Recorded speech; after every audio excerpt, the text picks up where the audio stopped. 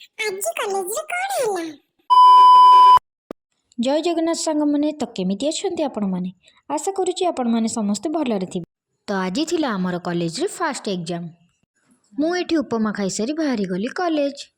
ଆଉ ଫାଇନାଲି କଲେଜରେ ପହଞ୍ଚିଗଲି। ଆଉ ଇଏ ହେଉଛନ୍ତି ଆମ କଲେଜର ଟପର ପିଲା। ଆଉ ଏକ୍ଜାମ୍ରେ ଏଇଭଳି ଦୃଶ୍ୟ ତ ଆପଣ ନିହାତି ଦେଖିଥିବେ। ତାପରେ ଆମେ ଚାଲିଲୁ ଏକ୍ଜାମ୍ ଦେବାକୁ। ଏଠି ଉଷ୍ଣ କରି ଜଣକ ଆସୁଛନ୍ତି, ତାଙ୍କୁ ପଚାରିବା ତାଙ୍କ ଏକ୍ଜାମ୍ ଆଜି କେମିତି ଗଲା। ହଁ କୁହନ୍ତୁ ଏକ୍ଜାମ୍ କେମିତି ହେଲା? ଆଜ୍ଞା नहीं नहीं दीदी वाह दीदी दीदी ଏକ୍ଜାମ୍ କେମିତି ହେଲା ଆପଣଙ୍କର? ଆପଣଙ୍କର କେମିତି ହେଲା ଏକ୍ଜାମ୍? ମାନେ ଏକଦମ ଫାଲତୁ ଭଗବାନ ଜାଣନ୍ତି।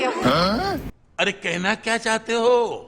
ଆଉ ତାପରେ ଆମେ ଗୁପଚୁପ୍ ଖାଇସାରି ପୁଣି ଗଲୁ ଆଉ ଗୋଟେ ଏକ୍ଜାମ୍ ଦେବାକୁ।